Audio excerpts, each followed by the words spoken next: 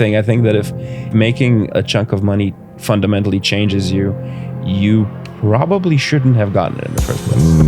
The body of literature and film and all the stories that we tell each other as humans, because we don't have time in one lifetime to learn all the lessons. If you read the books, at least maybe you'll avoid 50 important errors. Yeah, for sure. If money changes you fundamentally, then it's not a force for good.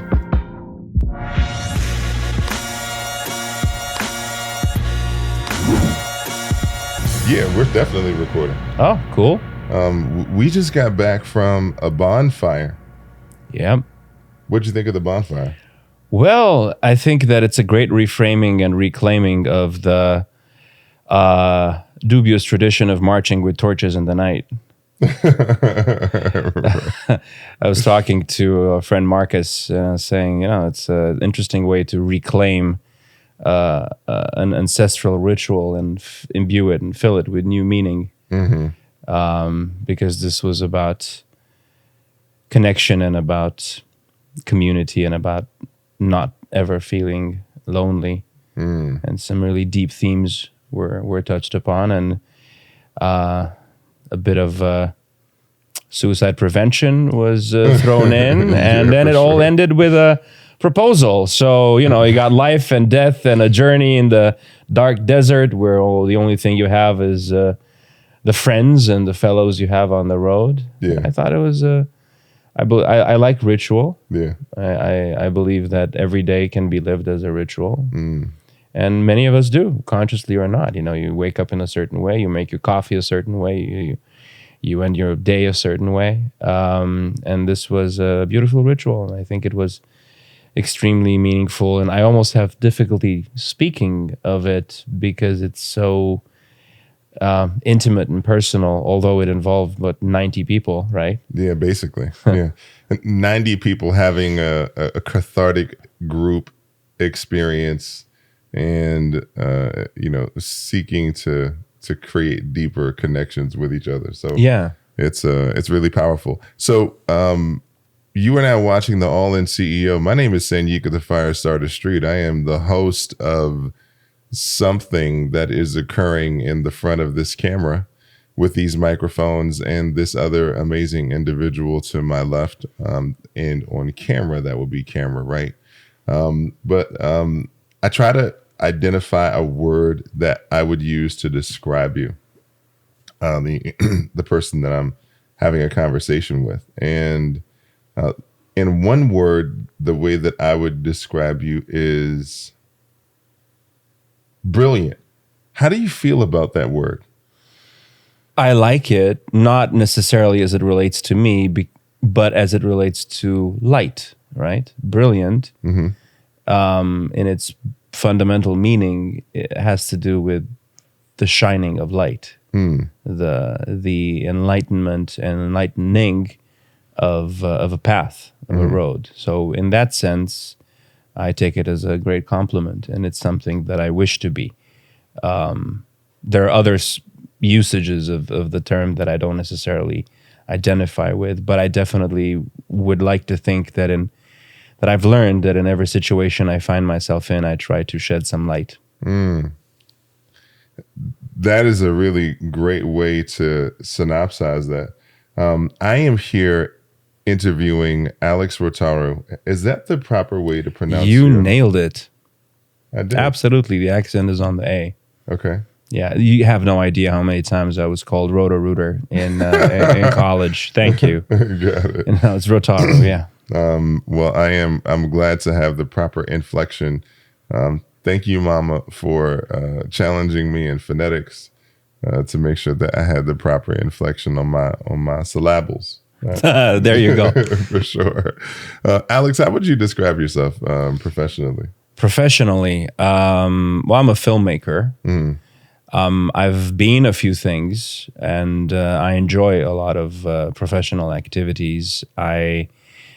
First and foremost, I'm a curious mind, and I'm a storyteller. And I like to surf the wave of every narrative situation I'm in. And you may have noticed that one of my favorite things And I don't know why I didn't go into stand-up comedy, because all my friends are encouraging me in that direction, but it's not really what I do. What I do is, when I'm in a group of people, I somehow get to the crest of the wave of what's going on in the room, and I often encapsulate something that's happening in the room in a usually horrible pun, but that actually makes sense in the moment and makes everyone alive. And that particular, I guess some might say, useless skill has helped me make documentaries. Because I find that when I'm in a group of people, things are happening, and I have a camera in my hand and a crew of talented people telling the same story, we're able to capture magic, beautiful moments. And then my background, one of the things that I studied and that I was, and I still am, was a scientist. And this... what kind of scientist? It was physics that I studied, yeah. And I've also studied music and psychology and languages over the years. But there's an analytical power that enables one to tell a larger story. But there's an ability that's needed to be in the moment, to be in the present moment, in order to capture those building blocks, which have to be magic. And after years of being behind the camera, which were subsequent to some years where I was in front of the camera, I learned to recognize, and it's a magic moment. It's zen when you're, through technology, much like you're doing now, through technology, but then through human connection, you're able to capture something incredibly precious, and in the sense that it can be a moment of emotion, of enlightenment, of education, of entertainment. So I haven't quite finished my exploration of what I'm doing professionally, but I do know it has to do with storytelling, with visuals, with actors. That's what I do. Storytelling, visuals, actors, filmmaking. Those are all really compelling. That's a nice little jambalaya. Well, throw theater in there, because that's how I grew up. Theater. I grew up with theater too. Tell me about your theater background. I like to describe my childhood as All That Jazz, the movie, Bob Fosse film, All That Jazz, behind the Iron Curtain. So one of my earliest memories was of my mother, who's still with us, who was an actress in Romania, Maria Rotaru, props. She was at her beginning of her career when she had me, and she was doing comedy. She was actually doing stand-up.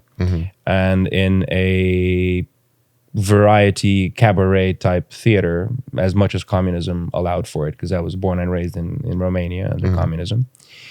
And it was a chorus line of pretty penguins, like Crazy Horse of Paris, France kind of style, same chorus line, same height. And she was the, quote, dumb penguin. She was shorter, and she couldn't fit in. She had a whole routine. And she had nobody to leave me with.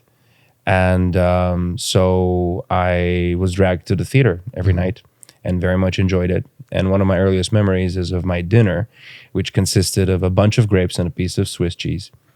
And I was in the dressing room, and I looked up and I saw, an endless line of maybe 20, 25 women, the same proportion, all changing at the same time, not minding me because I was just a 3-year-old boy. And I naturally fell in love with theater. So you have a natural love affair with theater. And so All That Jazz, Behind the Iron Curtain. So my favorite, the first theater piece that I saw as a kid was a musical, was Five Guys Named Mo. And my mother's from Harlem, so Broadway is very much integrated into us. So Five Guys Named Mo. And then that just really kind of opened there's like, as I'm thinking about it, I'm thinking about like Rent. I'm thinking about Fame. I'm thinking about South Pacific. I'm thinking about Les Miserables. I'm thinking about all those different amazing pieces of theater and how they informed my journey as a just my journey as a human, but definitely my journey through music and art. How did theater inform sort of who you have become today? It's we didn't talk about this beforehand. We should tell your viewership that we didn't. Right. You're totally nailing it on the head here, as far as I'm concerned. In my life, we grew up I grew up under heavy censorship and watching corrupt capitalist Western films was forbidden unless they were sanctioned by the party. Mm-hmm. And sometime in the mid 80s, we got a VCR player, which your viewers might not even know what that is. It's tapes, too long, before DVDs. And there was a black market of videotapes. He's not talking about African American. He's talking about black, like. Anyway, keep going. You know what I mean? Yeah. And I was a courier for that, so we had these friends, and we'd be like, our relatives or friends from the US would basically just record an entire day of television programming. Mm-hmm. There was a way you could put on super long play SLP, these videotapes, and it was poor quality because it used the tape slowly. Mm-hmm. And you'd get the most eclectic mix. You might get, the broadcast premiere of Michael Jackson's Thriller, which I was forbidden to watch when my parents left home. And of course, it's the only I went. We all did probably that. For sure. And then you might get some late night program. You might get some reruns of classic shows like Cheers or MASH. Mm-hmm. And then you would get maybe a movie, Close Encounters, and then you'd get some really old stuff like I Love Lucy and Honeymooners, and that's how I loved I Love Lucy. Right, so you would get this really eclectic, like made no sense, but it's American television programming, and that's how I learned English, and that's how I exposed to the culture, and my first experience. The reason why I said you nailed it is my father, who passed away a few years ago, was Romania's premier musical theater playwright, lyricist, and librettoist. He wrote for opera, he wrote for the stage, and this was the genre. The genre was musical theater. That was his thing. And I remember when my first experience in front of a VCR, we went to the house of a friend of his who was his favorite composer, where they worked a lot together. One year they had about 40% of all the hits on the radio. That as a creative partnership, and we watched Tommy and Hair. That was my first experience in front of a TV. I'll never forget it. Back to back, probably messed me up for life. And then we were. It was like a religion watching Bob Fosse's films, especially Cabaret and all that jazz. Star 80, not so much. A chorus line, Seven Brides for Seven Brothers, musical movies, musical theater. Later, we got a chance to go to London, go to Broadway. My main regret is my dad didn't get to see Hamilton. I did. Yeah. And I have a Hamilton story, but the proudest moment of my life is I made a movie called Shakespeare High, and sometime in 2015 or 16, maybe even earlier, maybe 14, I woke up and my friend said, "Oh, this brilliant playwright just tweeted about us," and I still have a screenshot of a tweet saying, "Woke up this morning, watched Shakespeare High on Showtime. What an amazing film by a playwright called Lin-Manuel Miranda." And that's my top accolade. I've never met Lin, but maybe someday I will. And I was trying to explain to my dad just how revolutionary, from how many different points of view, how revolutionary Hamilton was. And he was very excited, but he didn't have a chance to see it. That's awesome. That is awesome. I love the fact that there is a through line from theater. It never hurts to have Lin-Manuel Miranda repost or to share or something that you put up on social. I tried to use it one time. I tried to get a ticket. It's really awesome that's the through line between us, and I very much would say that theater has informed who I am, because especially in the context of, and one of the things that I was listening for when you were talking was about you said about censorship, and that juxtaposed with feeling fully expressed.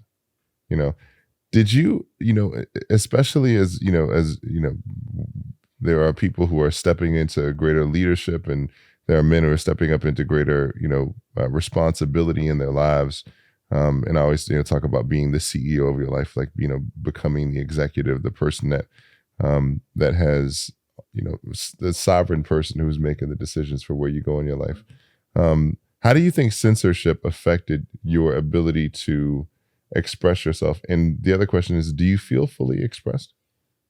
I don't know if anyone feels fully expressed. I'm sure even Lin-Manuel Miranda probably has things he wishes he could express more about himself, and I pick him because he's probably the most fully expressed artist I know on our world stage right now.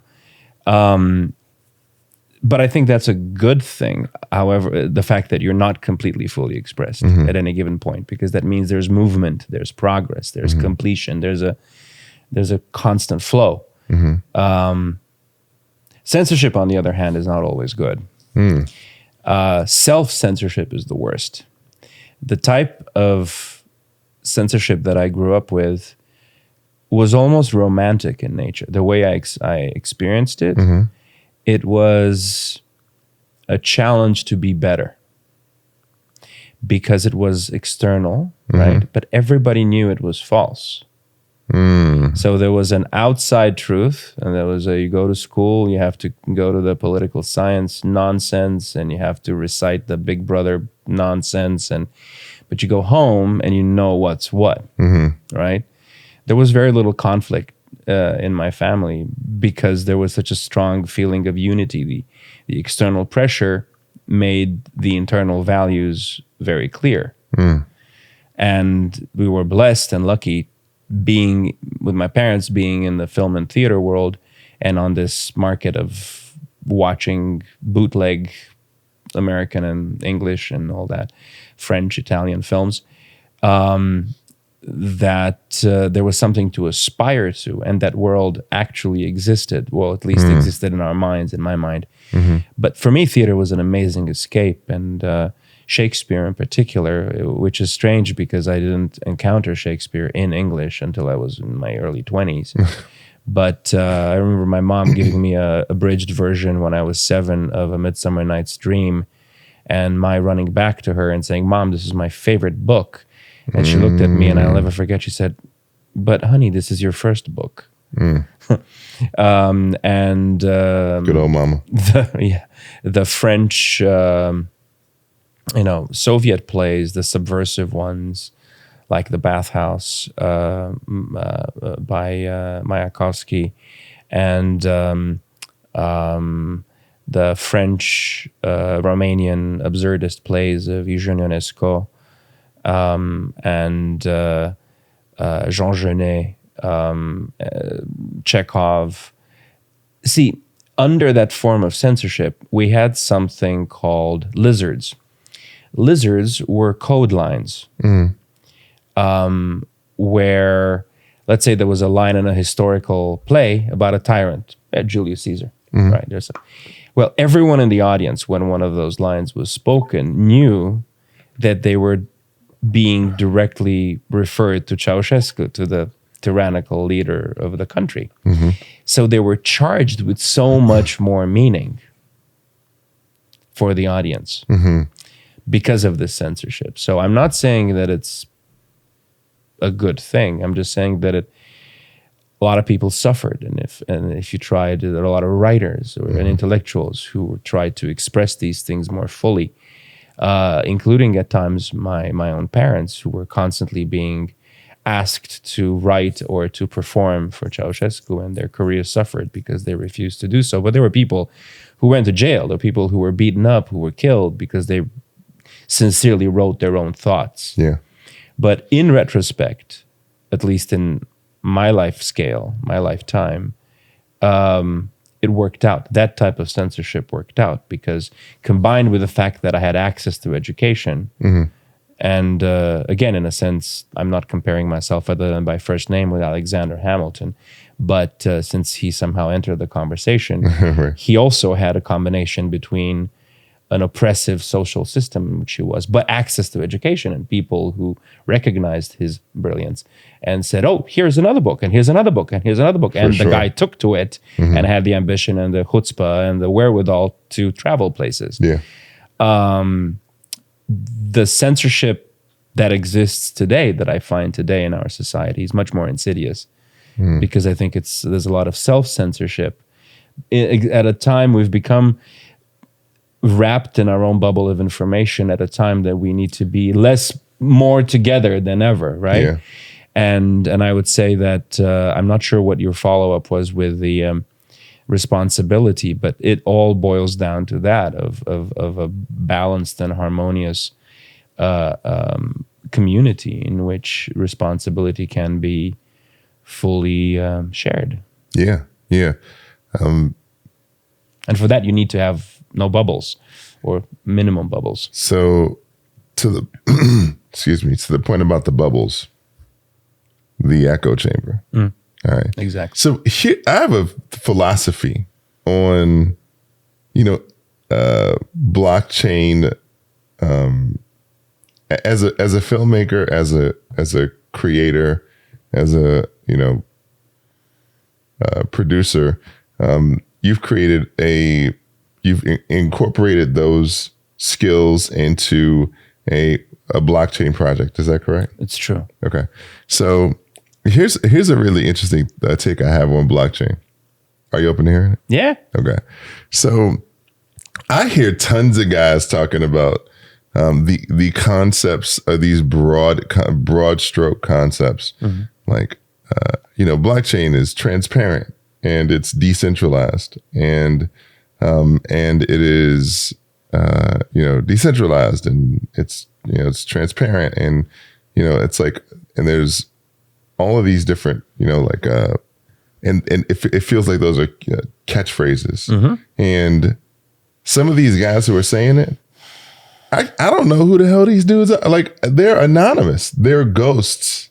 Like, some of these guys who are touting these ideas of these broad stroke concepts about transparency and trackability and just being able to identify stuff in the blockchain, I don't find them to be transparent. Of course, yeah. So it's an interesting juxtaposition. What's your take on that, if any? I think you struck a sensitive chord because I love philosophizing. I first heard of blockchain shortly after Bitcoin was created by this mysterious, non-transparent collective or individual, or as the now canceled, maybe it was not Woody Allen, but I think it was Woody Allen who said that William Shakespeare's works were either created by William Shakespeare or by a man who called himself William Shakespeare. So the very act of genesis, of inception of blockchain is shrouded in mystery. Yeah. And origin tells, the best predictor of future is past behavior. For sure. So I'm not sure about the transparency in a social sense. In a transactional sense, sure, there's full transparency. You can see anything on the blockchain that ever happened.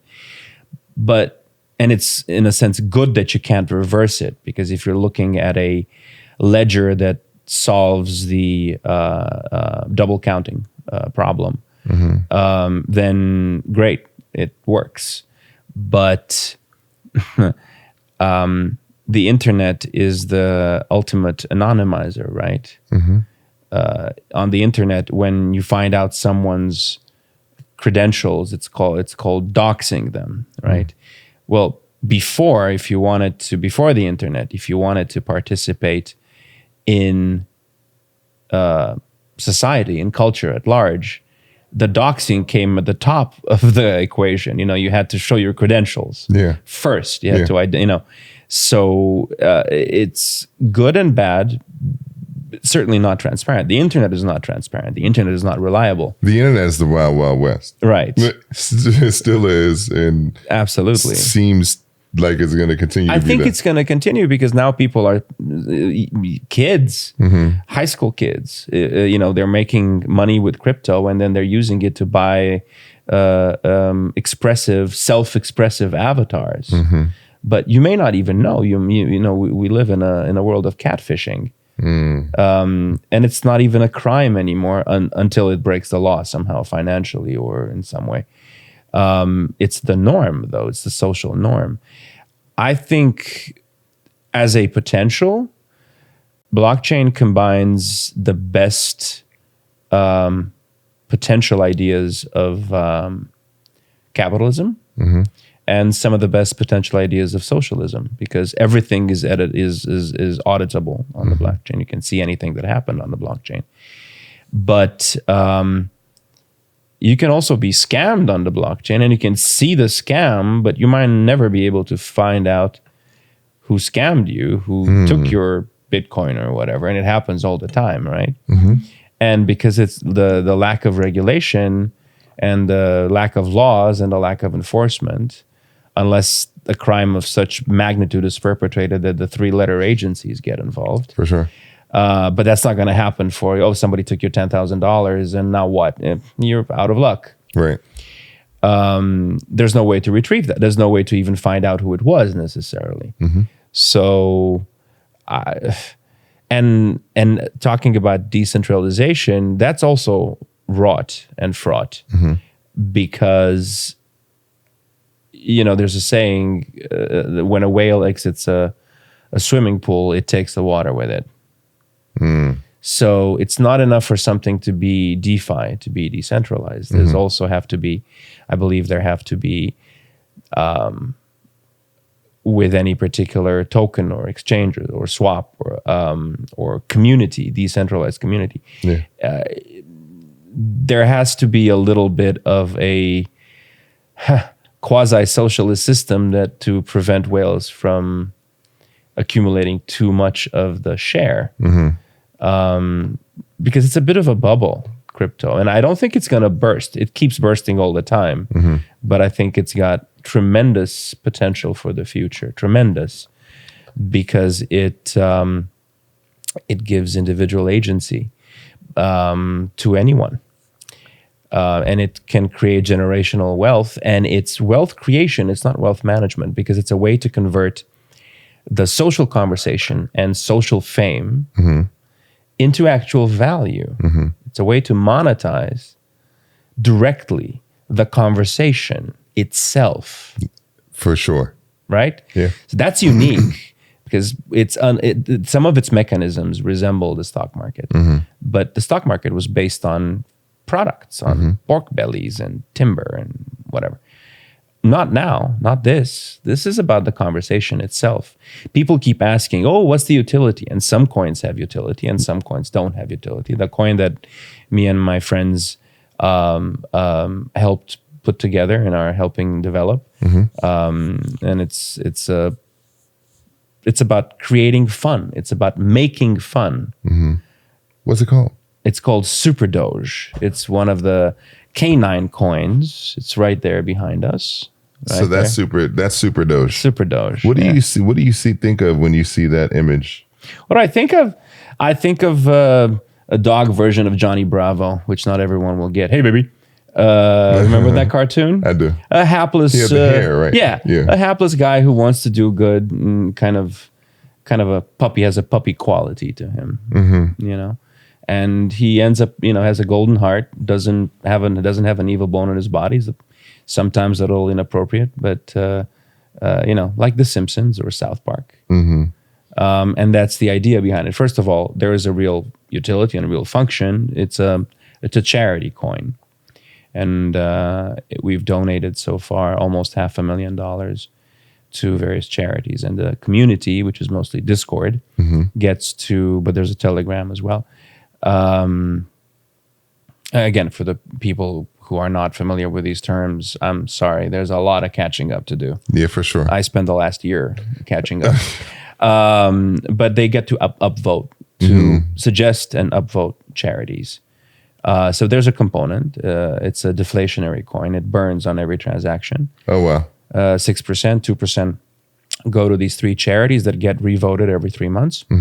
2% goes to the development team, and 2% gets proportionally redistributed to all the token holders. Wow. So it encourages you to hold, because otherwise you lose that 6% on every transaction. But when you do make a transaction, it goes to charity. That's awesome. But it's mostly the fun, making fun, right? Making fun for the conversation. How is this, how you ask on Seder, how is this night different from any other nights? Well, how is this coin different from any other coin? There's so many meme coins. The meme coins have like some graphic aspect to them, like a memeable graphic aspect to them. And we decided to take that to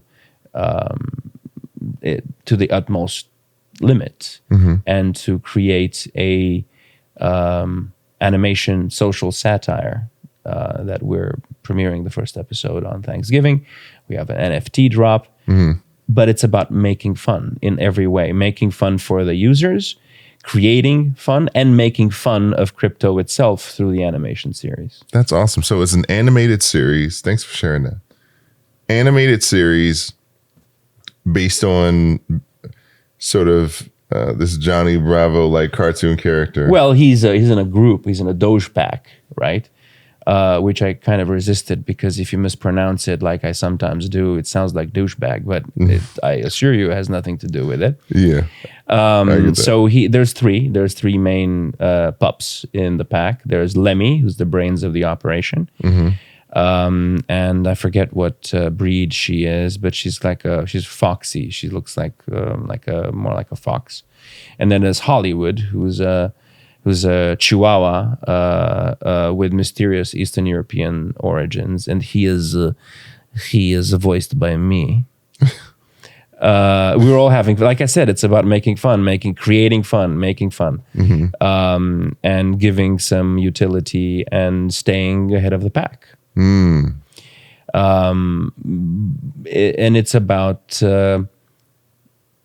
fighting the fiat cats who want to control and monetize everything, and the Doge pack wants to decentralize and empower. And Satoshi is their mentor, their Yoda. So it's a universe with these characters.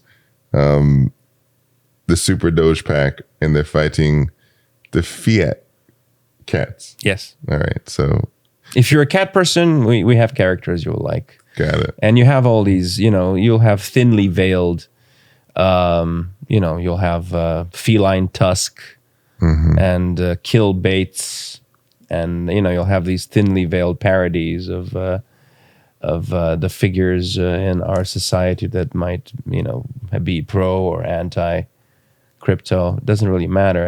Everyone's fair game. Like I said, like The Simpsons or South Park, those are aspirational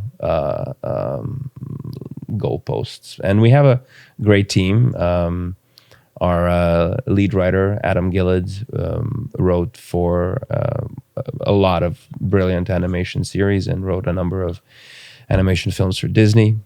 And Teddy Saunders, who's a director and writer, is an incredibly gifted young filmmaker.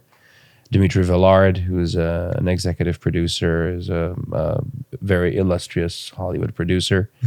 And that's just the tip of the spear. There's more. Wow. And I apologize if for the late night I don't remember everyone.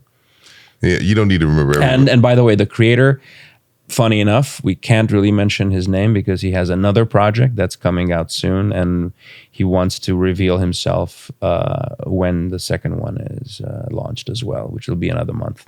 Okay. So he's staying under the radar now. Yes. So when we do our AMAs, which is crypto parlance for Ask Me Anything, he has a rig, and he actually appears as a dog avatar speaking in real time.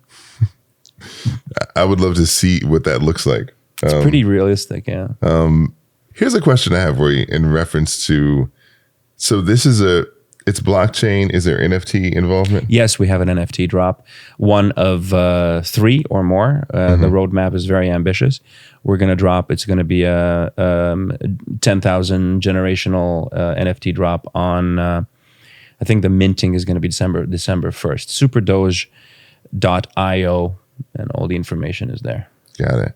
So there is this evolution with the brand, especially as it relates to NFTs. There's animation, there's, the blockchain element. And by the way, I'm not sure if you knew this, but today they just closed a Staples Center where the Lakers play, just closed it. Crypto.com center. Yeah. Crypto. Who would have believed that even 3 months ago? That's insane. It's insane.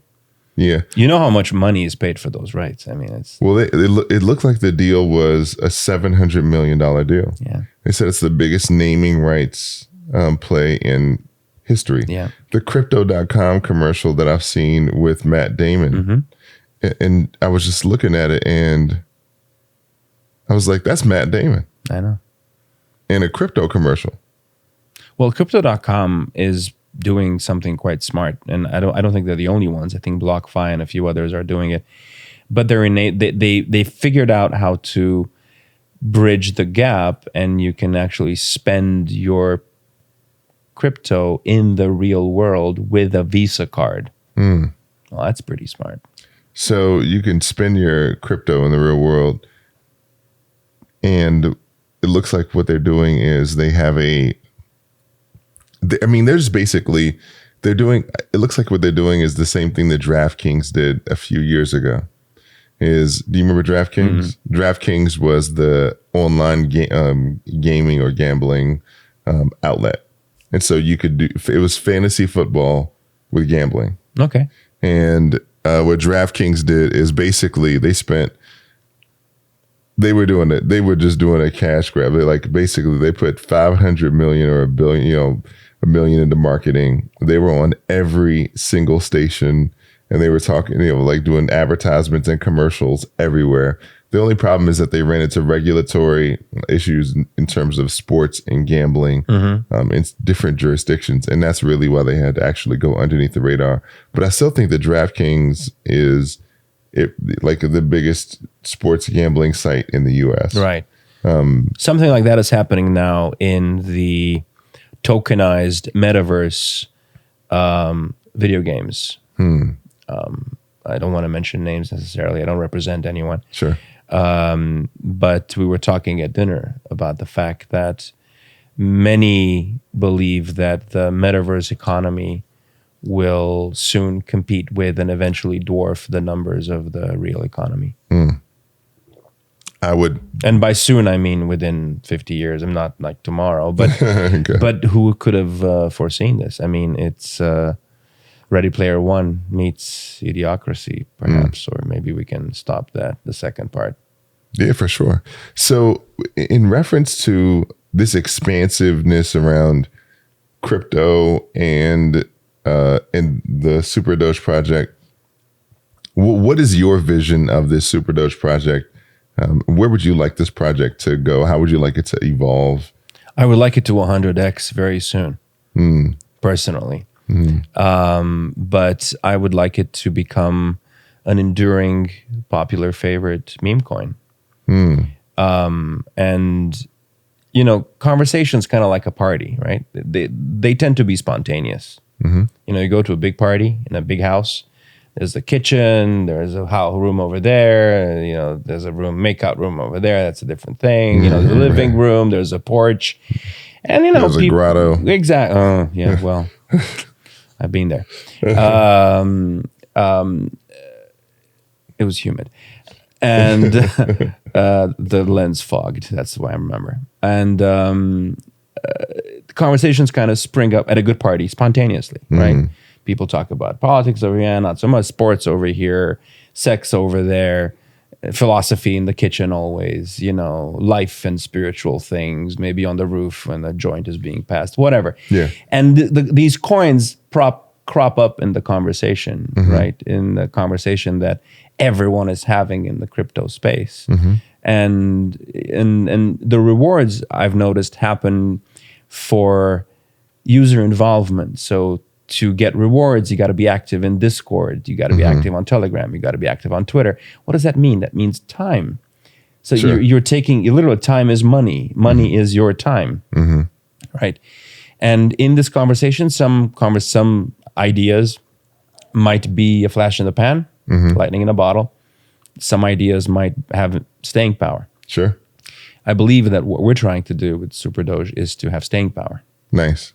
So staying power is in the form of a meme coin that hopefully has the ability to 100x. Every coin has the ability to. I mean, there are some paradoxical elements in crypto. I think it was Shiba. There is a wallet because there is transparency, at least in this sense. There's a wallet that about 430 days ago put $8,000 in Shiba Inu. And it is valuated it was a week or so ago at $5.7 billion with a B. Wow. Now here's where we, first of all, there's been no movement, none, on that wallet. So there's a good chance that whoever did it either is dead or forgot about it. Because you would think when they hit 1 billion, they would have, or even something, they would have started taking profits out. Yeah. At this point, it's hard to imagine how they can ever see any of that money or a significant fraction of it in real life. Why is that? Because,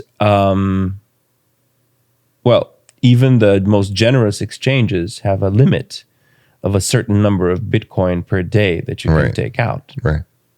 Or per week. And it's 5.7 billion with a B. I mean, it would take decades to take that money out. Yeah, it would take, and you can't even sell it. I mean, it would tank an exchange. It would tank a swap. Yeah. It would take like I said, when a whale exits the swimming pool, it takes the water with it. And that's not the case when you have, there is the idea of wealth generation, right? But there is also the idea of utility, which is the charity aspect, and of staying power, which means conscious community. So let's say you have a bunch of SuperDoge and it gets to a certain point where it's really high. It's actually not the correct moral thing to take it all out and profit at once. Why is that? Because it's a joint venture in a sense. Everyone is in it together. And by taking a lot out, you're actually bringing the price of the coin down.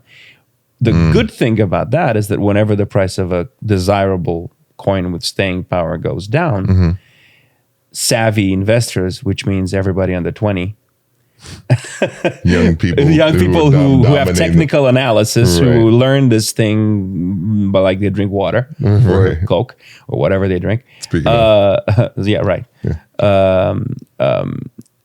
buy. They see it as an entry point.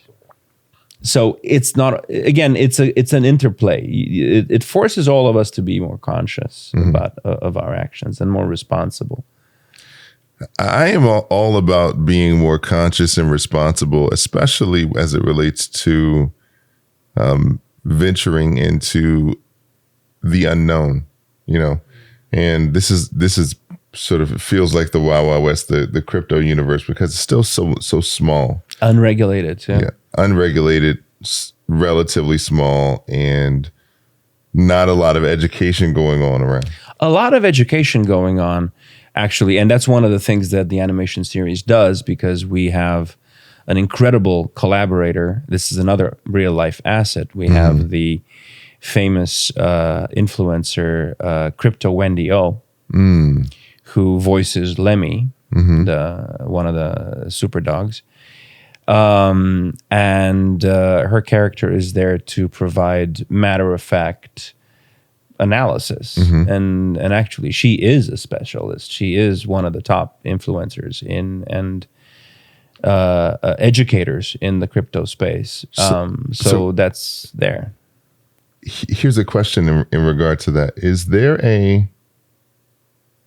that person who is educating people, who is, that influencer that you have, do you think, I know you said that there's a vast amount of education going on, but here's one of the things I consider, especially as it relates to the idea of this being an untapped, that it still hasn't really broken into the popular conversation. It's not a mainstream. Crypto is not necessarily the mainstream conversation. It's happening in some pockets and communities, but I wouldn't say that it's necessarily gotten to the point where everyone understands exactly what crypto is or what blockchain is. I don't think people who are in blockchain and make money off it and move significant amounts of wealth around understand blockchain. I don't even know.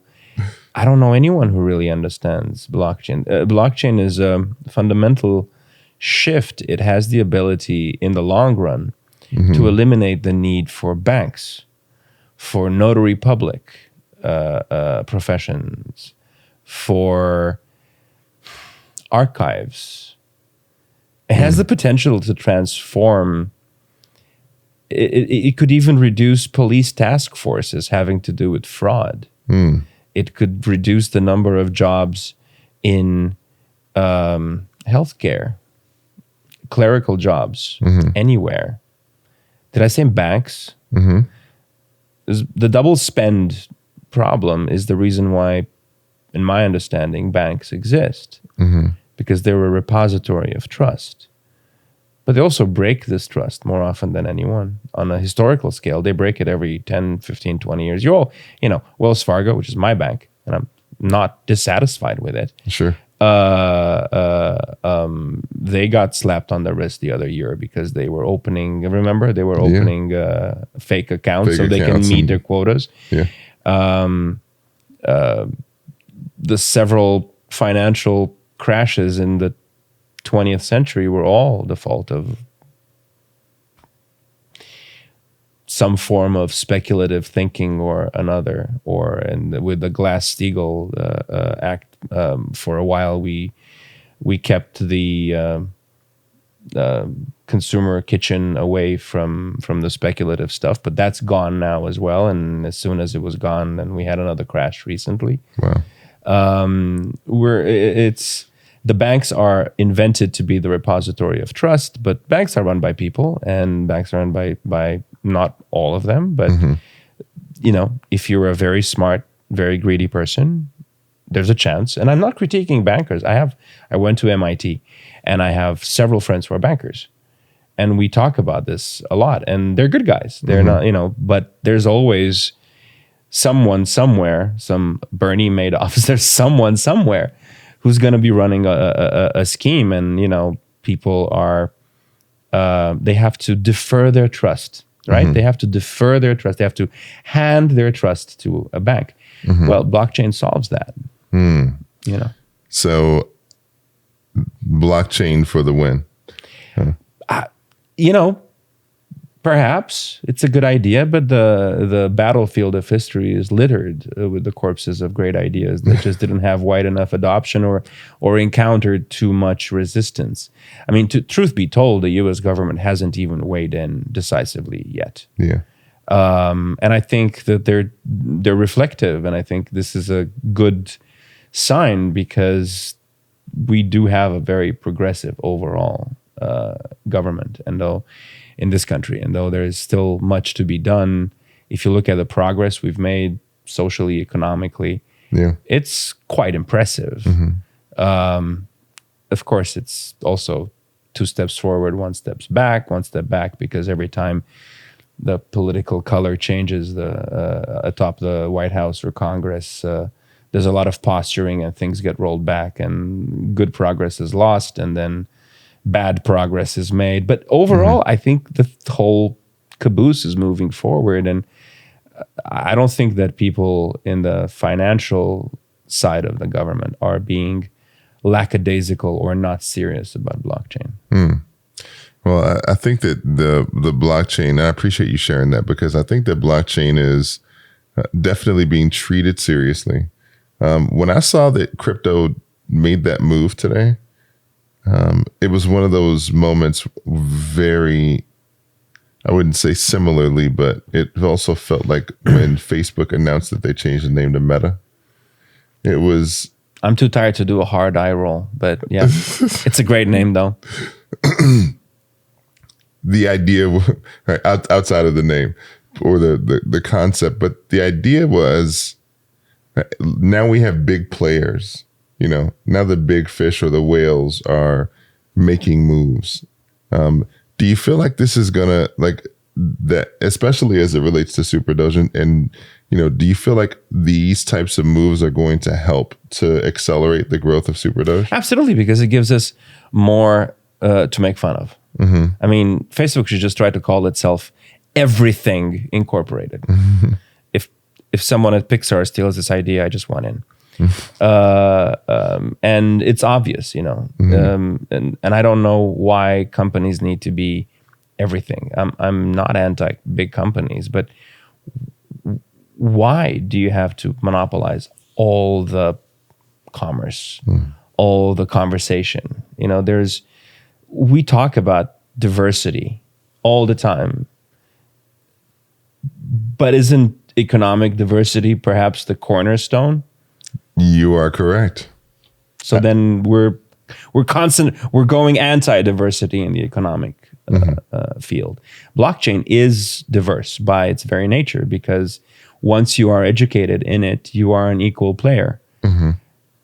Except of course for whales. So, but then you don't have to be in Bitcoin, If you don't have the wherewithal to be a big player in Bitcoin and you're just using Bitcoin as a long-term play, right? 10 years, whatever. I have friends who bought $20,000 worth of Bitcoin in 2011 and they don't know what to do with their money now. I can give them 3 ideas of what they can do with their money, and all of them have something to do with them wiring it to me. Yes. Yes. But you know what? Nothing will happen. We'll just have maybe a better iPhone and nothing will happen. You won't really change your life. You'll still be doing that's what I like about them. These particular 3 friends I'm thinking about, they haven't changed their lives. Well, I mean, I'm going to change my life. I'm with the money that they wire me from their Bitcoin proceeds. I'm just going to become a completely different person. Oh, absolutely. Yeah, sure. I believe you. Yeah. You're going to spend less time with your family and all. Yeah, I mean, they can. You're going to do something else than what you do now. Maybe you'll do it in a nicer studio. But that's the other thing. I think that if making a chunk of money fundamentally changes you, you probably shouldn't have gotten it in the first place. And again, in the body of, from Brewster's Millions to whatever, in the body of literature and film and all the stories that we tell each other as humans to, because we don't have time in one lifetime to learn all the lessons. But if you read the books, at least maybe you'll avoid 50 important errors. Yeah, for sure. If money changes you fundamentally, then it's not a force for good. I like that. In your life. I have grown into the realization of using money as a force for good. I believe that success in business is a personal development journey. And I believe that it's incumbent as us as entrepreneurial men to step into creating greater awareness about who we are, how we show up in the world, so that we can create the results that we're looking to create. What are the results that you're looking to create with the next iteration for Super Doge? What I would like to do, and what all of us on the Super Doge team would like to do, is to have a couple of viral hits and make people laugh hysterically. Like, I can't believe they just went there kind of thing. The way when we first saw the first episodes of South Park or The Simpsons, you're like, You know, holy moly, they went there. They spoke about that. That's what we would like to do. And we're a bunch of warm-natured, irreverent kids, essentially, you know, and we're letting the kids play. And we have the temper and the foundation of having this influencer, Wendy, Crypto Wendy, who can bring a little sprinkle of education in it, because nobody knows as much as she does, and even she doesn't know as much as someone else, and that's not the point. The point is to make fun. Okay. So by making fun, you said Super Doge is a charity coin, correct? Mm-hmm. Are there charities attached to it, or how does that? Yes. Every few months there is a community vote. Mm-hmm. People are free to suggest new charities. Mm-hmm. Other than the three, and I couldn't even tell you which three are active right now. I believe there's a charity that has to do with child poverty and health. Mm-hmm. There's one that has to do with building wells in areas that need water. Mm-hmm. And another one that has to do with foster care. Mm. And I did hear yesterday that we received letters from that organization that they were going to name a wing of their building Super Doge, mm-hmm. and that they gave us the names. There were 7 kids who were essentially saved from being in the streets. Wow. With the funds that we gave them.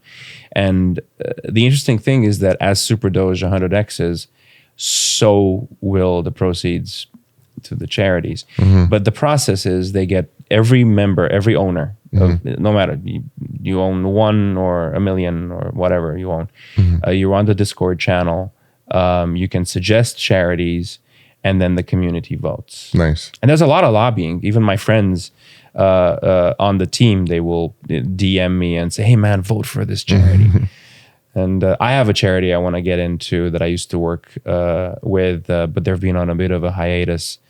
And hopefully they'll revamp. They were old school, you know, they were connected to the Will Rogers Institute with mm-hmm. the Ronald McDonald House, within the old school, one of the oldest Hollywood charities for children. Okay. And, but they didn't step into the 21st, you know, they didn't do the Twitter, the thing, and they didn't do the slick website and search engine optimization and all those things. So they got decimated. So, you know, when I suggested this charity that I worked with for years and traveled the world, did document charity pieces in Haiti and Ecuador and, you know, great stuff, old school fundraising, because I always, part of my career, part of my professional activity was always charity. There's a mm-hmm. certain percentage of it. Every year I would participate in some charity project. And so they're revamping now, because we went to the group. I went to this with this charity, and they said, this is a great charity, but it doesn't have a digital footprint. And I said, yeah, because there were like the brick and mortar one. They were like, no, but they have to. And we all have to, you know, mm-hmm. get our avatar. You, fortunately, your avatar will look just like yourself, because what else would you choose? If I can have an avatar that looks like me, I will roll with it, and I will appreciate it. There you go. Last 2 questions, please. Where are you not all in? Oh, damn it. See, by answering this question, you're forcing me to go all in. I think I need to write more. I think I need to own the fact that I love being in front of the camera, and it's something that I do well, and I need to step it up again. And I think I need to get back into my music. But I'll tell you the areas in which I am all in. I'm all in as a father to my son. I'm all in as a friend to my friends. I'm all in as a son to my mother. And I would like to step it up and show up for myself more. Make healthier decisions sometimes. I am with that. Yeah. I'm with that. Thank you for that vulnerable share. That was really powerful. Send me this clip so I can play it on a loop on an LED screen, so I can like slap myself when I reach for that ice cream pint. For sure, I will make sure that I send that over. Please. And my last question to you is, what are you the most proud of?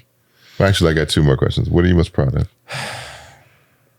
I'm most proud of the friendships I've picked up along the way, and of the lives I've touched, and my work has touched. And I feel so, it's a mixture of humility. I feel humbled by my own pride. I was privileged to travel as a cultural ambassador for the United States of America a few years ago, to places like Angola and El Salvador and Cyprus and Tajikistan, Kazakhstan.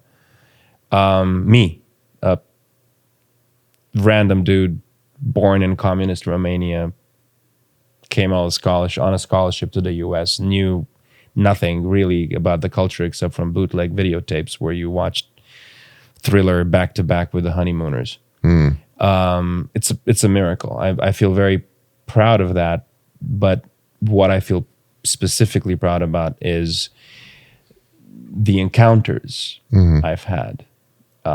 This little movie that I made about autistic kids on the spectrum, using arts, which is an overarching theme in my documentary work, to heal themselves and to adjust themselves, using theater, using animation, to take this to a remote province in Tajikistan, the Fergana Valley, where all the fruit in Central Asia comes from. And legend has it that it's one of the locations that led to the creation of the Horn of Abundance myth. That's place of the Hesperides garden, where everything is.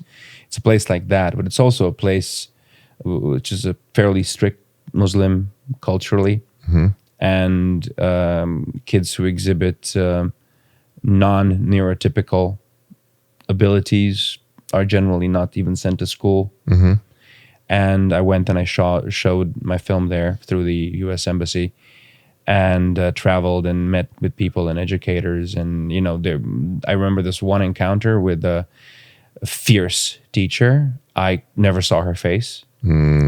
But I can tell you she was about 6'2", and she had the most piercing green eyes I'd ever seen. And she watched a movie with her classroom, and then she talked to me through a translator for about 10 minutes, very impassioned, and said that from now on she's gonna personally go and go to her girlfriends and the women she knows in the city, who have kids who are potentially on the spectrum or definitely on the spectrum, and she will bring them in the classrooms, and she will not let them not be educated or educated at home, hidden from society. And moments like that, and I have a precious handful, are what I'm proudest of. Wow. That's really beautiful. I am, the what it takes to just acknowledge what you are proud of in and of itself is it's sort of a continuation of the conversation we're having about being open to receive. Yeah, I mean, I would say that I'm proud of my son, and I am proud of my son every moment, but I don't know, it feels like it's personal. Yeah. And it feels like it's connected at the same time, because whatever I do for him. Yeah, for sure. Sense. Yeah, for sure. And I think that's a good transition into the last question I have for you. For entrepreneurial men that are looking to step up into becoming CEOs of their life, what would you offer to them in terms of how they can connect the dots from the business to the personal to the growth?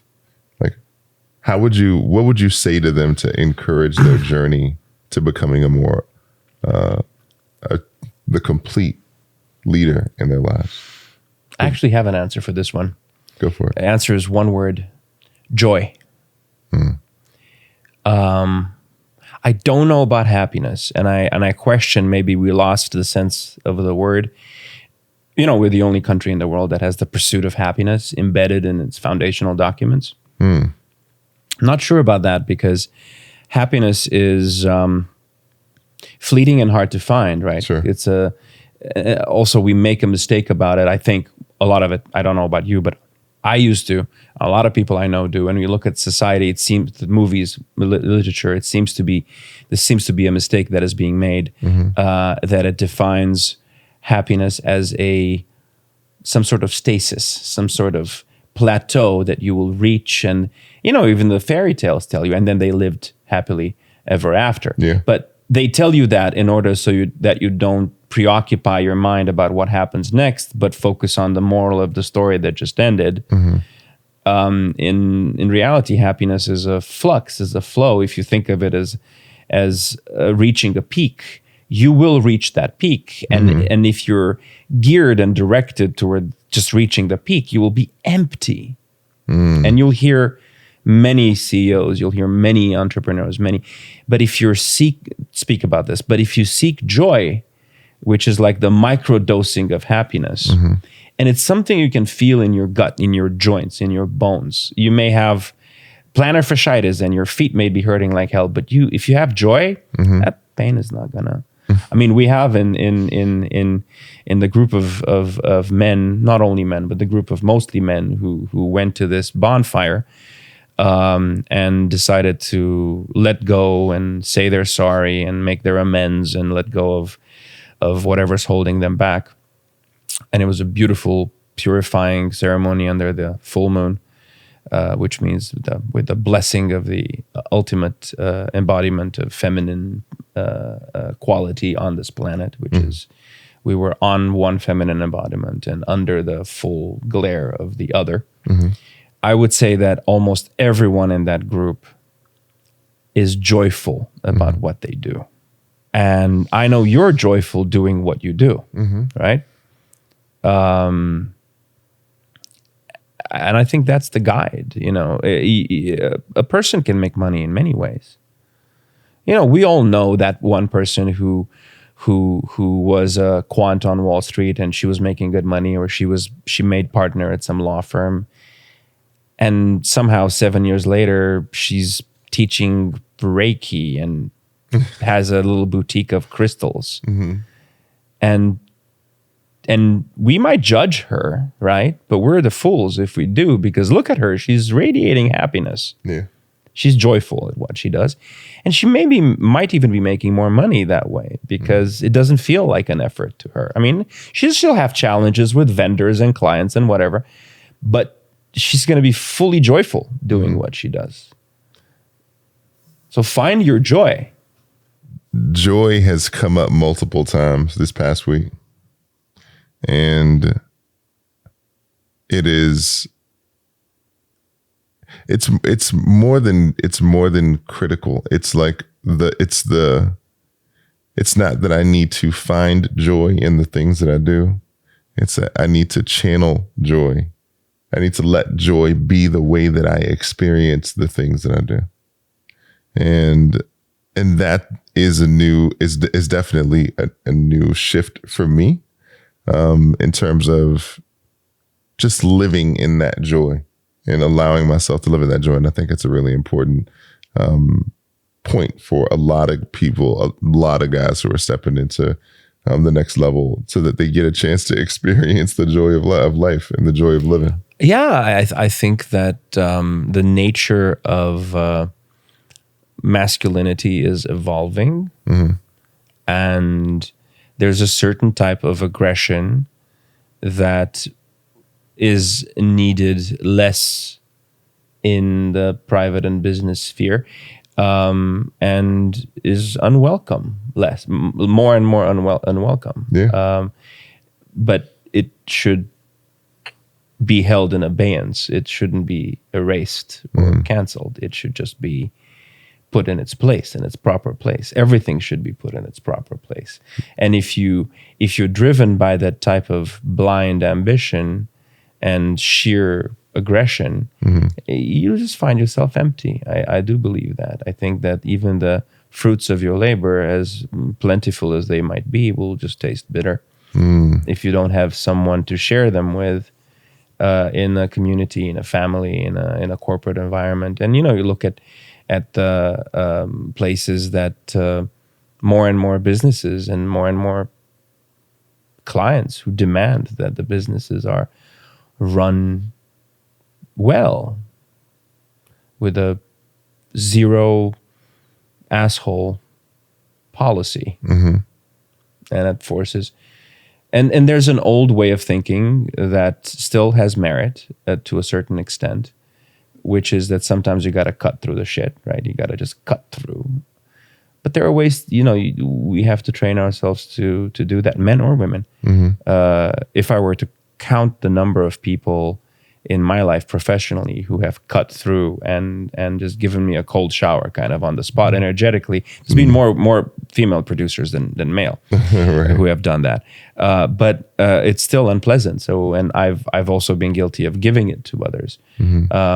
But you have to, I think there's a change. I think so many people have been just isolated the last 2 years, year and a half. Yeah. And after you've finished watching reruns of Friends for the third time, you probably get to the point where you start going a little deeper and making amends and realizing that we all can do better and be more joyful. Yeah, I think we get to be more joyful, and we get to be more expansive in terms of how we allow joy in our world. So I'm fully receiving your download on joy and your download on that on the journey that we get to take to have a more holistic experience. So I really appreciate that. Thank you for having me. I had no idea. Full disclosure, we've been roommates at this conference for the last 3 days, and we've been talking. I had no idea what questions you were going to ask me. And, thank you. It's awesome just to hang out and have a conversation. Absolutely. It feels like we've been doing the same thing, except now there's a camera. Yeah. Where can people find out more about SuperDoge? SuperDoge.io. You can join the Discord. You can join the Telegram. You can look at the NFT drop and await on YouTube the drop of our first episode of what we call the pilot season. We're going to have between 6 and 10 episodes, or rather 6 episodes and a few Easter eggs that we're going to drop. And then we're going to keep our fingers crossed and work our magic to go to a streamer and to go into a larger format. I hear satire is a thing that we like to do in this society right now. Like, I think satire has been working, and it's been working ever since you were watching reruns of Friends. It's late and we got on a philosophical bend, but I assure you I can be funny.